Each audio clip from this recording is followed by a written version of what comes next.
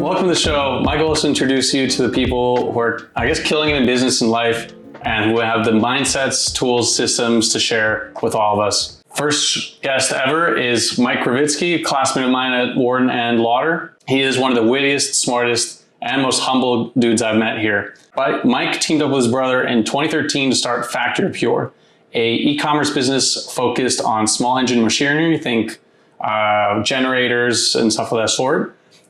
It's generated over $30 million in revenue in 2021, and it's listed on the Inc. 5000 and Financial Times as fastest growing companies in the United States. Mike moved to Texas from Moldova. No, Mike was born in Texas to Moldovan parents who moved after the Soviet Union collapsed. When he was a kid, he was flipping model airplanes on eBay to kick off his entrepreneurial career. Outside of FactoryPure, he spent some time at Hewlett-Packard, think tank in DC, and also completing a Fulbright scholarship in Moldova on international relation issues. Mike is arguably the most real-life success in e-commerce at Wharton in my time here, but he prefers to talk about travel, intercultural experiences, and geopolitical events, and also the nuances of IPAs. I'm not drinking an IPA, but I am. Okay. I got the IPA. You got like an orange wheat. It's good. High quality though. All right. So question number one is, you can talk about beers what is the word? In like a non-pretentious At least way. that's what I tell people. All right. So that's what I claim. How would you describe the beers we're drinking right now? All right. So as you mentioned, I'm drinking an IPA. This is like hazy style. So Indian pale ales tend to be, they have more hops, which is just what gives it bitterness. So when people say hoppy beer, it just means like it's bitter. The hazy part means that it's like visually looks a little bit cloudy. And so that could be because the beer was like not filtered when it was being produced. And so it still has like some bits of sediment in it, or like parts of like additives of like fruits or whatever was added in. Okay. So some people actually enjoy that, like weird people like me. All right. And then you have like a wheat beer with hints of orange. So think of like Blue Moon. It's kind of the same style. Okay. Yeah. And this is like kind of just like a microbrewery version. So it's like, you're giving me the easy stuff. Yeah. Okay, I'm not much of a hardo, but it's a gateway beer. Awesome. All right, so moving on to talking about your entrepreneurial career with FactoryPure. I want to get you started with like the origin story, right?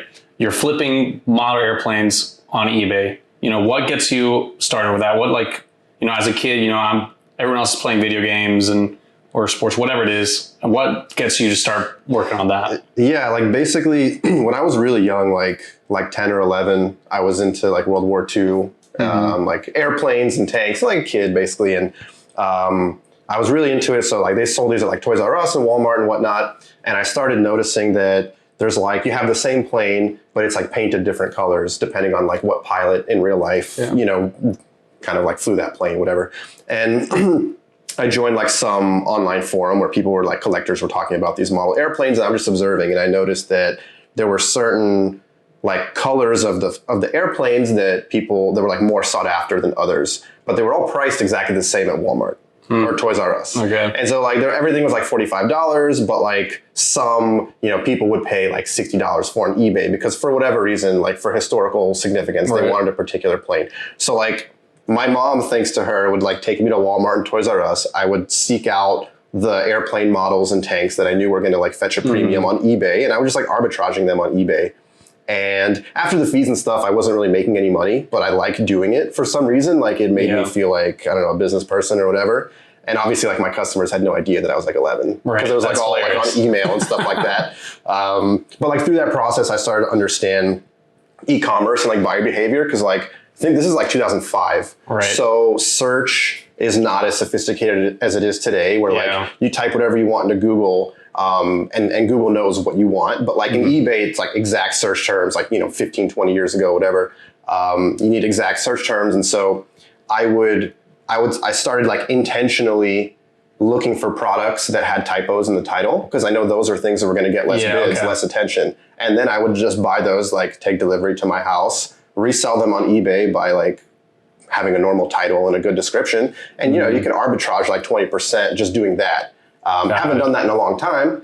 That was a long, that was back then, but like, that's the origin story of like how I started. And my brother was doing the same thing, by the way, with different things, whatever he was interested in. So I was listening to some other podcasts you were on, and you talked about how your dad was a janitor, right? Came from Moldova, didn't speak much English, and then he made a business out of that, hiring people. Yeah. And like how much did you know about what was going on at the time? Was he very open about, hey, I'm doing this business?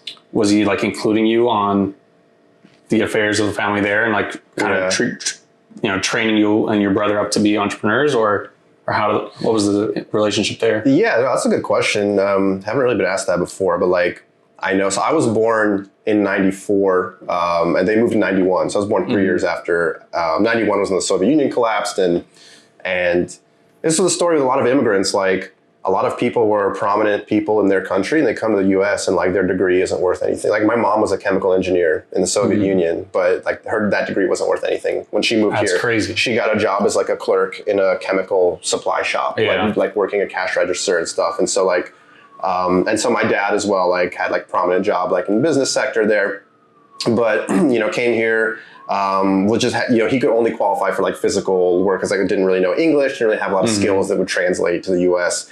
So yeah, I was cleaning toilets. He was like painting apartments, cleaning apartments. And I guess he learned something about that industry through that process. And he just felt like, he can win business for himself in that space. And so he got probably like maybe some coworkers or like posted a job, I don't know. And like whoever his contacts were, he built a small team and started a business that is around to this day, like servicing apartments, cleaning. Got it. And so like, to your question, like we had this example where like, he never told my brother and me specifically that like, you guys need to start something on your own or be self-sufficient. But like, we had this example of like, build it yourself kind of thing. And so maybe that's why like, it's an 11-year-old I was in. Like my brother was the same thing. Like when he was a kid, he wanted to be like a business person. Cause I don't know, I guess we absorbed that somehow from our dad. That's awesome. And yeah, it's like just all entrepreneurs in the family, pretty much. That's incredible. And he worked, and he also started a business with his brother too. So, really? So like our business is called Ravitsky Bros Incorporated. That's like the legal entity. Okay. which originally was his business with his brother. It's like a parent company. They had this like apartment cleaning thing, and then they built custom shutters. And unfortunately, my uncle got sick eventually and had to stop working, and so that business kind of went away. And we took the name. So we're the second generation of like Ravitsky family Bros. biz. Yeah. That's awesome. I guess I wanted to ask you this later, but talking about it now is you and your brother working on this together. I think in the other podcast you mentioned that you guys never agreed or had a specific like, hey, you're going to work on this, I'm going to work on this. You guys just kind of were like, let's just do it. I don't know how does that work with you guys now? How did that work at the beginning? Did your dad have any advice for you guys from when he worked with his brother? Yeah. No, I mean, honestly, like our dad, probably didn't really understand like the e-commerce space and like didn't really understand what we were doing. As far as working, we never really needed advice on how to work with each other because we're like best friends. And I basically like, I want him to have all the resources and he wants me to have all the resources. Like we both, it's like a really like opposite kind of like where we don't really want anything for ourselves. We like put the other one first. And so we never felt like we had to have any kind of like formal arrangement to kind of just like develop like that, where it's like your brothers, of course you work together, protect each other and all that. But as far as like aligning responsibilities, at the beginning, everyone was doing everything because, when a business is starting, everything's really transactional, whether it's an e-commerce or something else. Like you're doing cold calls, you're making marketing materials, you're doing slide decks, a lot of data entry. Like we were just entering products into the web store. We were cold calling suppliers. And so we both, to like that initial push, we were both doing the same things. As the business grew more complex, our respective skill sets came into play. So he does more of the front end stuff because he had experience building his own websites and doing like Google ads and marketing. So he kind of naturally, like, as it came time to manage complicated ad campaigns, he took that upon himself. And then on my end, like when it came time to hire people and start building a team, I just naturally took that because I worked in HR at Hewlett Packard. And so I had like, interviewing, hiring, just that whole landscape. And then as we moved forward, like sales tax compliance became a thing. Like we now collect and remit sales tax in 25 states. All these other sources of complexity that emerge. And one of the two of us is better suited to deal with that. And we kind of intrinsically know who it is. And we don't even have to talk about it. It's just like, this is a problem. I'm going to go do that. Awesome. And so you talk about like going to Hewlett Packard and stuff and all these like other internships and the think tank and all that stuff. So you started with your brother in college. You're growing into a certain point, and then I guess you have the decision whether to, I'm assuming, to work on it full time or go pursue these other things. Yeah. What was that decision for you? How did you reason, I guess, with your brother, be like, hey, look, I'm going to go work on this? Yeah. Because I think you told me he works on it full time, right? Yeah. That's a tough decision to make. So like, we started in 2013, and then I graduated undergrad in 2016. And I made the decision to go to Hewlett Packard instead of like work on FactoryPure full time, because I wanted some corporate experience. I just wanted to do something else. Like, to be honest, the retail thing, it was a side project that was a lot more intellectually stimulating to me when I was younger. And because I was like, interacting in like the world of adults, and I was like selling and this and that. And it was new to me. It was commerce. It was interesting. As I grew up, like I matured mentally, and I wanted to explore other things, particularly like the international space, like go to like foreign countries and like meet people from other parts of the world. And I wanted to like incorporate that into my work. So I had all these different interests kind of emerge during college for myself. And so by the time, I graduated, it was like, I just felt like there was more to explore out there. And so I just went out and did other things. But I was never like totally hands off. So like even when I was at Hewlett Packard or when I was like overseas doing research, I was always putting in a few hours a week doing some of the key functions, particularly like accounting, sales tax compliance, hiring, or like HR kind of stuff, just to like take a bit of a load off of my brother. And we eventually like hired people who became some version of me, like for him. And then eventually came back like, after Hewlett Packard, I spent a couple of years full time working on FactoryPure, built out an infrastructure, hired like a general manager and an accounting manager, both of whom get a profit share. We structured the compensation in a strategic way. That way I could come to school to get my MBA. And thankfully, like my brother has a really good system around him, and he's a real entrepreneur. Like the credit goes to him. Like he's like building the business, growing the business. I'm kind of like putting in the shelving that's like holding it up, like as we go along to like deal with the compliance and the HR and stuff. Yeah. But like he's the real entrepreneur. He gets a lot more utility from like being his own boss and having that freedom. And so it's almost like natural the way things progress. But my priority was always to like leave him and, have enough of a support system that I could focus on other things and he could do what he wants as well. Got it. So that's perfect. So Tom, going into the hiring, right? So you mentioned that's been like a massive thing you guys were have to work on, and like a lot of, you learned a lot from hiring your first person to like now, I think you said you're 10th. Yeah. So can you tell me like, who was that first hire? How'd you hire? What were the mistakes you kind of made there? And like, how have you like kind of taken that to eventually hiring this whole team of people? Yeah. The first hire, I guess, was like 4 or 5 years ago. It's for like a customer service rep. But it was basically like a generalist because, at that point, the business was like 2 dudes in a room, and then this is the third. It's like the third person in a room. And so it's very weird, like quiet office. And a lot of times, for people who think about after college going to work for a startup and it's like cool and like there's like exposed brick and there's beers in the fridge. A lot of times it's 3 people in a room and like it's like quiet, like there's like a fan blowing. Like that's what it is. It's like start a business. Yeah. And so I think the environment was boring for the hire. I didn't really account for that and didn't really know how to like structure like perks and make things interesting for them. And so was this like a college kid or this was I don't know, like maybe early 20s, some kind like an hourly employee. I don't even remember like her backstory. But it was for like customer service and data entry. But the deal was like basically, there's not enough of any one activity for you to only be doing that. Like there's not enough phone calls for you to only be.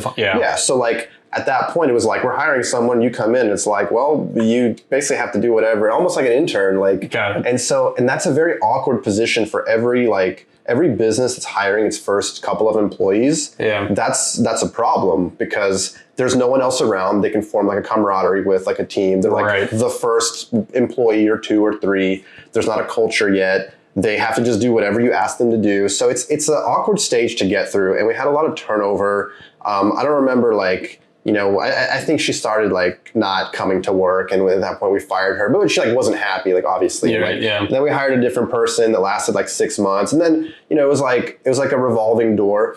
And one of the learnings was that like I was overly focused on skills when I was evaluating people, and literally just do like Indeed.com, Zipper, whatever, like Craigslist. Like Craigslist actually works surprisingly well. It has like a bad rep, but like for hiring normal humans, it actually has worked pretty well. But unless if you're like looking for local people, but overly focused on skills, particularly when hiring like customer service. Yeah. And like I would put them through like a writing assignment. Like here's like a fake email from like an angry customer. Like how would you respond to this? And seeing how they write and their grammar is proper. And what I realized was that like over time, their fit, I hate talking about cultural fit and stuff like that, but it actually matters a lot. Like their mindset is a lot more important than their skill set, at least for the types of roles that we were hiring into, because I could teach them to do most of it, as long as they like have like a baseline, skill set, okay with people. Yeah. So I started asking them like, tell me about the best job you've ever had, and tell me about the worst job you've ever had. And I was like asked like, who was like the worst boss you've ever had? And like, why were they bad? And like, I would try to get a sense of like, what environments do they like and not like? And so when I started having that mindset, then I would bring people in who are happy and eager to learn. And then if they're eager to learn, they like have a good attitude, then I can teach them whatever I need to. And so like, we've had 1 voluntary attrition out of 10 full-time employees in the last like 4 years. That includes during COVID when like everyone's quitting their jobs. So like average tenure now. Big, it's like the average per like 3 to 4 years is like of the people who are on the team now, like that's how long they've been on the team. Whereas at the beginning it was like 3 months, 6 months. So you haven't been affected by the Great Resignation and all that stuff? No, like somehow not. I mean, but we've also like this whole thing now where like hourly employees are getting raises because nobody wants to work at Target anymore. Nobody wants to work at restaurants anymore. We started doing that a long time ago. Like we never had annual performance reviews. We would just give people, like some people got like 3 or 4 raises a year. Like we would be very quick with like showing people that if you are reliable and you have incremental effort, like we're going to reward you real fast. And like random bonuses, not even necessarily a structure where like, if you do this, you get this percent of like we built that structure in later. But at the beginning, we would give spot bonuses, like, here, like a few $100s, like just for being cool. Like it's, and just to show people. And so I think that helped. Like they feel the appreciation. We have like beer and wine in the office. We've built this like casual kind of, like we've built a culture now. That helps. Yeah. It's no longer just a fan. No longer a fan. There's like industrial fans. It's like a high quality fan.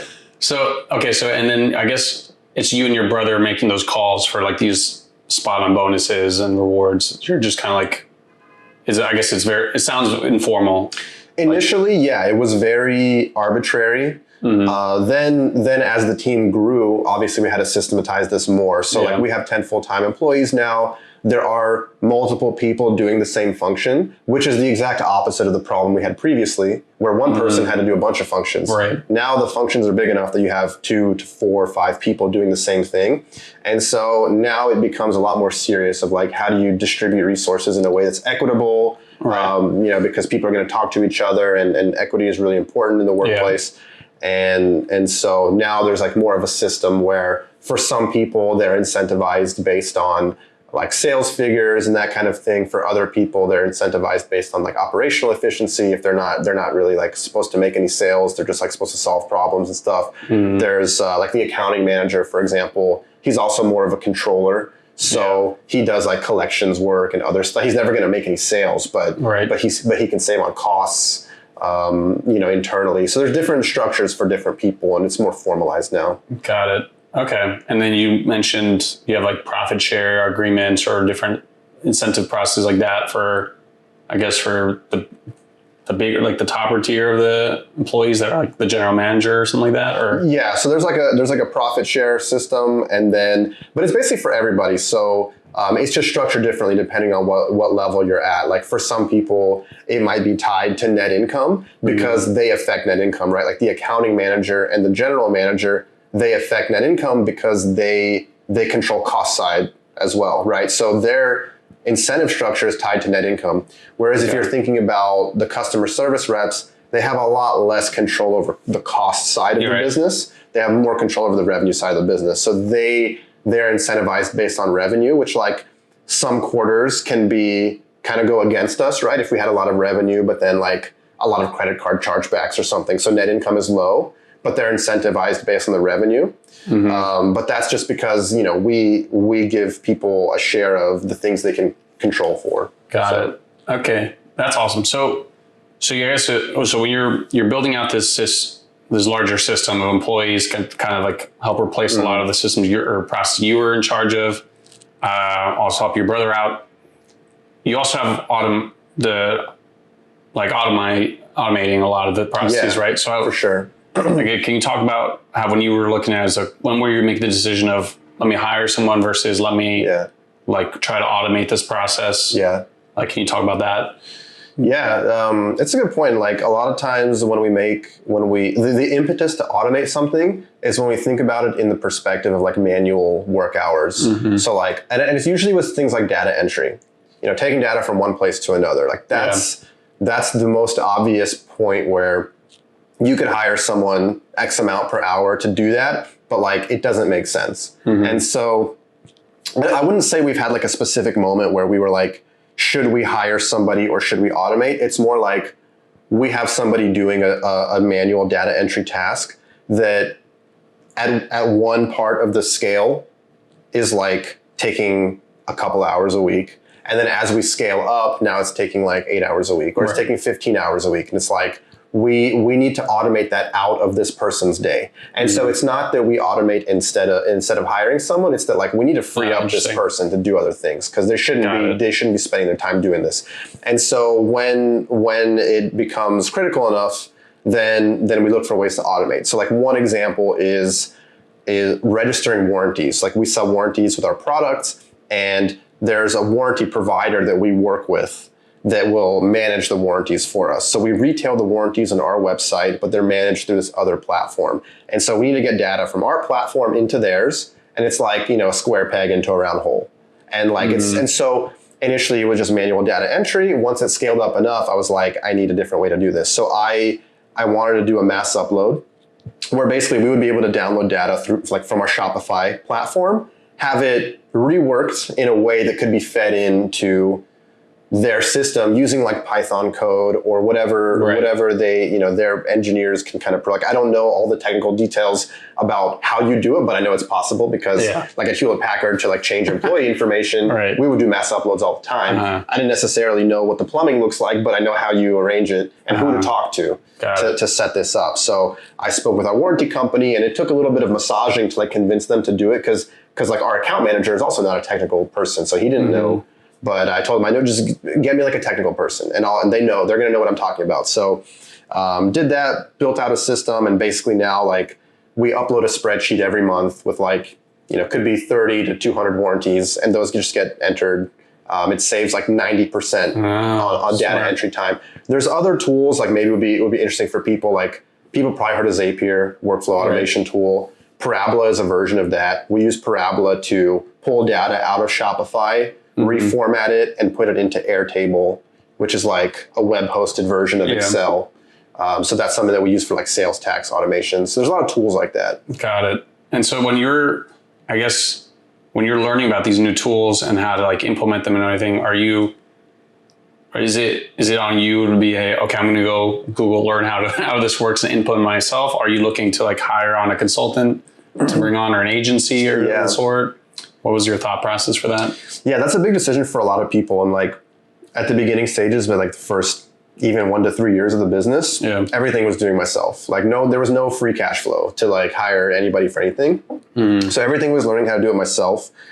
As we became profitable, I think it became more economically efficient to pay experts to do these things. So rather than learn how to use Parabola, which I tried, by the way, and I was like, it's going to take me way too long to learn this, and like I should be doing other things. So I just searched like Parabola consultant, Zapier consultant. There's so many resources online, and you'd be surprised at like what things have experts.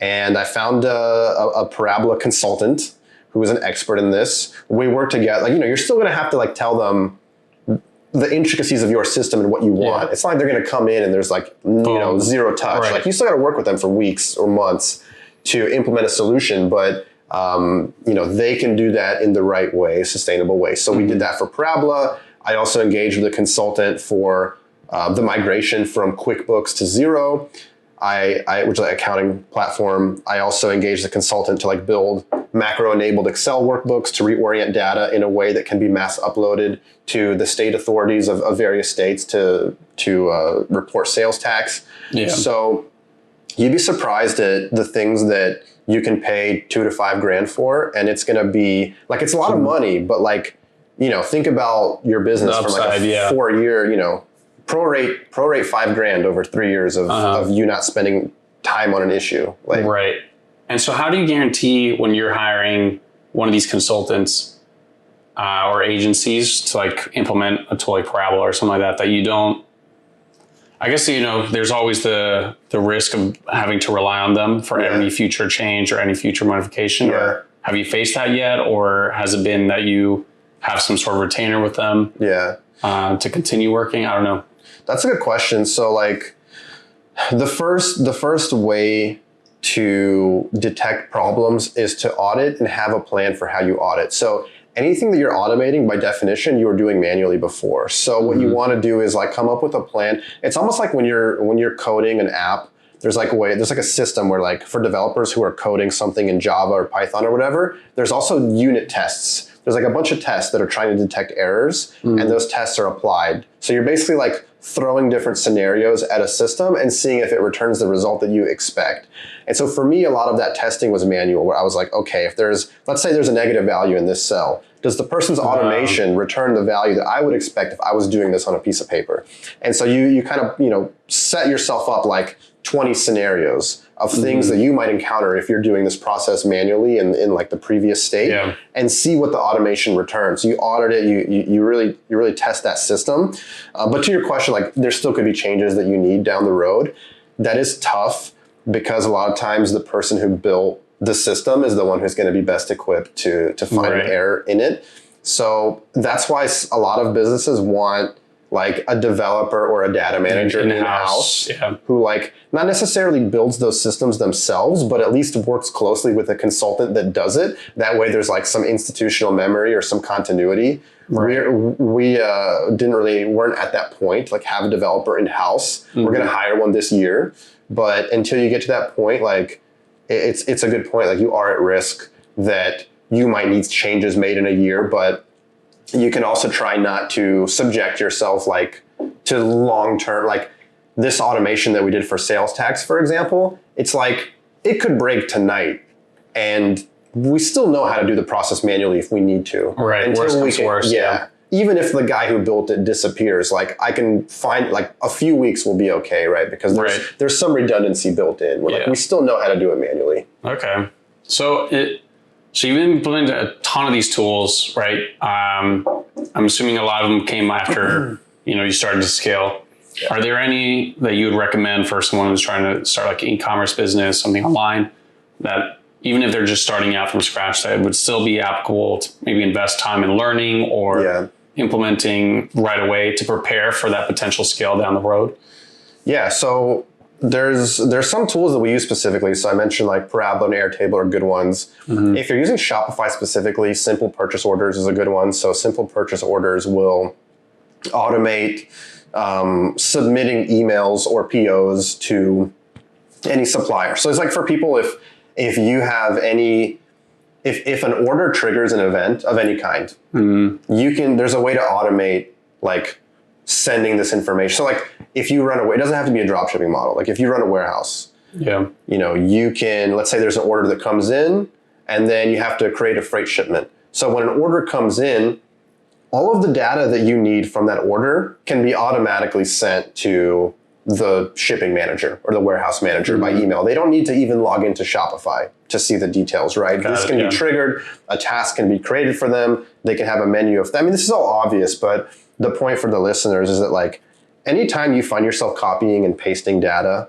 or sending an email, like with a regular cadence, this is probably going to be able to be automated. Right. And so you can look to the Shopify App Store to find ways to do that. Shopify Flow is one thing that we're going to start experimenting with, which is like an internal Zapier or Parabola where it's like it triggers events and actions through if-then logic.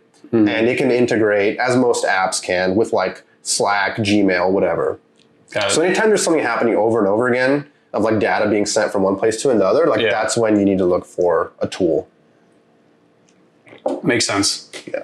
All right. So I guess moving on to almost coming towards the end of this, but we talk about like this is different systems you have, hiring, automating different tools. I guess kind of going to like the last kind of mindset part is you're at Warden, right? You've kind of helped create this like system to help your brother out in the business. You're been taking internships and whatnot, right? Yeah.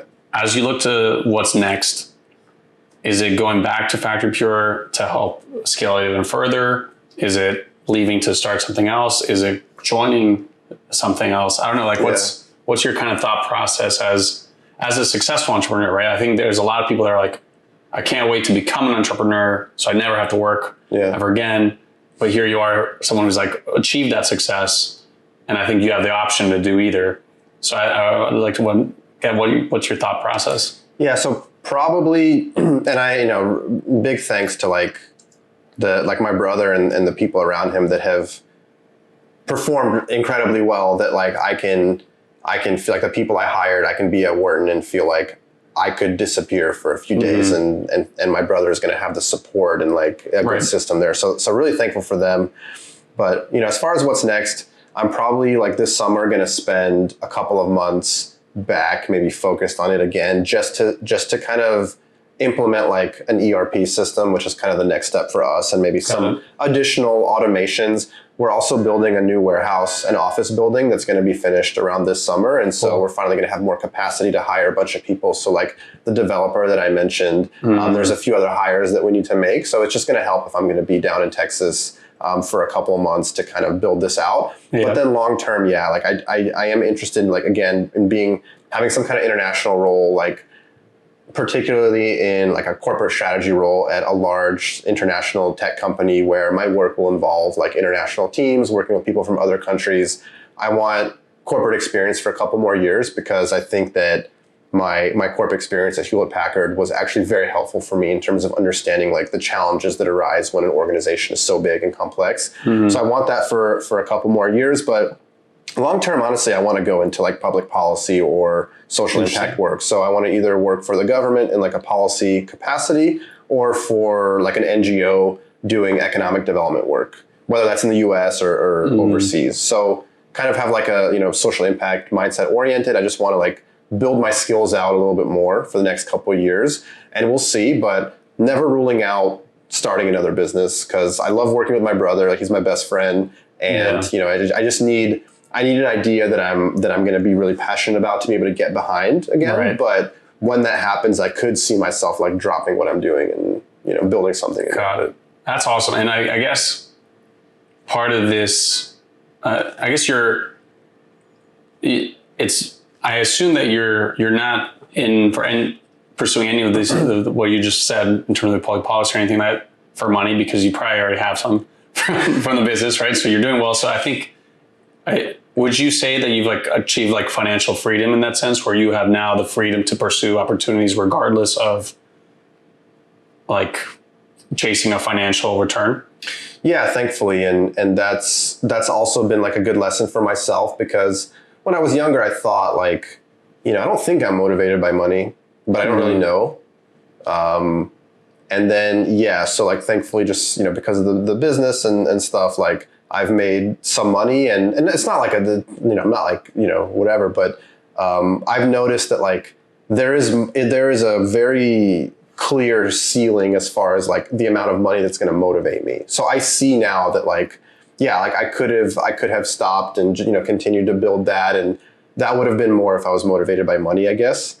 But I see now, just like through that experience, that like I made some money and it didn't necessarily make me happy. Like I want to feel like I'm creating something new in the world, and I want to feel like I'm helping people. So that's been a good like proof for myself of like, yeah, you're not going to be happy going back there and doing the same thing forever. There needs to be like something new that happens. Got it. That's awesome. All right, so we're at the end. We got the speed round. Okay, let's do it. Lightning round. Let's do it. I had to look here just for. So we'll keep them quick. And obviously, if you want to go deeper into a question to back it up, we don't have to like. I'll bring like a slide deck. Yeah. All right, so we'll start off with topic of money, since we're already on there. All right, so what purchase of $100 or less has had the most impact on you last year?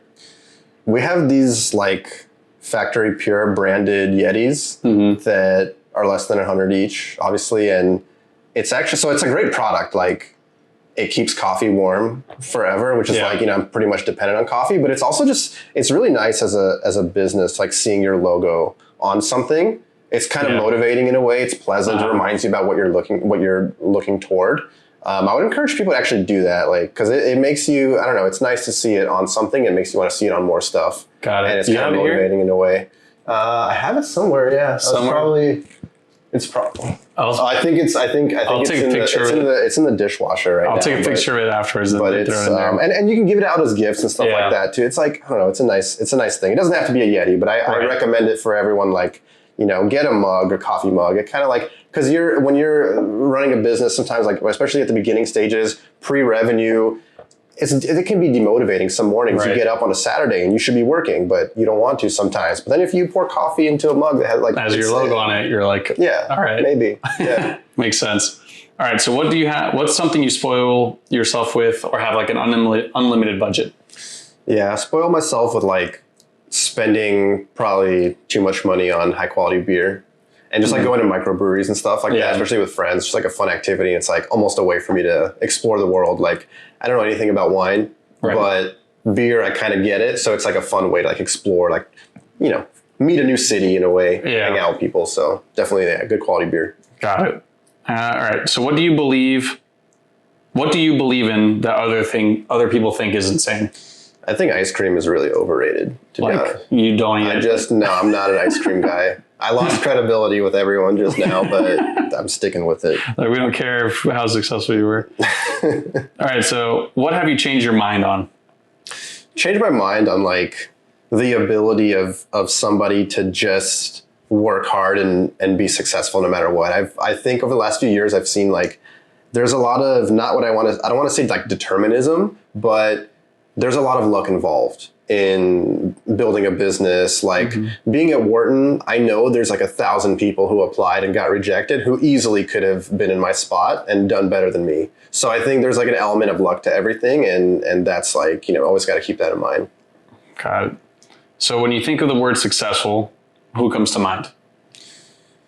Yeah, I wouldn't say anybody in particular. I would say whoever is like happy and satisfied with themselves is successful, because people just have like different sources of motivation. So someone who's like happy and kind of, you know, feeling good, that's success for sure. Got it. All right. So what's the worst advice you hear? The worst advice is just like whatever advice is generalized and not tailored. So I've been on like a few entrepreneurship panels and stuff like that, where people are just like, okay, for the panelists, what advice do you have for our audience? And it's really hard to give good advice like that. It needs to be tailored to somebody's situation, somebody's industry, goals, etc. Like at Wharton, I was paired with a couple of mentors who started and scaled big e-commerce businesses, and they gave me the best advice because they were like, you know, ahead of me in that path, and they understood like my situation. So I would say just, you know, tailored advice is what you need. All right. So, yeah, that's why I think this next question, I wrote in a way to kind of get that, because I agree you want to tailor advice. So what advice would you tell your 20-year-old self? Yeah, so for my 20-year-old self, I would say see a therapist, because a lot of what has like inhibited me in the last few years, it's always been mental. It's been like social anxiety, or it's been lack of confidence, or other like mental BS. And I think everybody struggles with that. It's like good if you can try to get a handle on that early in life, and you're going to grow a lot faster when you get to college and beyond. Got it. Yeah, super important. All right, so last two questions. What's the most important thing you want to leave with the audience if it's anything different from the advice? I think just like try to really hone in on what makes you happy as an individual, and think about, whatever seems like is making other people happy might not actually be correct and might not be what you want for yourself. So just think about like your sources of motivation, and just try to pay attention to what's going on in the world, even if it has nothing to do with you. Like read news about international events, listen to podcasts about things you know nothing about. Just like keep your eyes wide. Got it. And then last question, if we were to meet a year from now with a bottle of beer, nice beer, good beer, expensive brewery, microbrewery, beer from somewhere crazy around the world, what would we be celebrating? We would be celebrating just like our friendship and just being alive. Like honestly, like not to be morbid, but like there's so much going on in the world that for you to like just have your life and be like reasonably healthy is like, that's already enough to celebrate. Oh yeah. And then, so where can people find you? Do you want to push anything? I don't know if people have questions. I mean, LinkedIn, Facebook, whatever. If anybody has questions about e-commerce stuff, or if I can be of help, or you just want to connect, feel free to reach out to me, and happy to get in touch. Awesome. So I'll share your stuff in the description and all that. And I guess I was pursuing your website, and I saw that you guys have scooters on there now. And have the scooter, like it's not $100 purchase, obviously, but like that's the purchase that changed my life the most, I think, this last year. And I was like, God damn, I should have bought it from Mike. Yeah. I can't believe I bought it from Amazon. Next time reach out, I'll give you like the wholesale, the dealer cost. Awesome. Well, we finished our beer, so we can't cheer it, but thanks, my man. Thank you for having me. First guest ever, Mike Ravitsky. Thanks for watching, everyone. Always a pleasure. I might try the intro like once or twice. Yeah. If I like fuck up, just because I want to make sure it's like, welcome to the show. Welcome to the show. Welcome to the show. Welcome to the show. Fuck, why can't I get this? My goal is to introduce you to the people who have, fuck.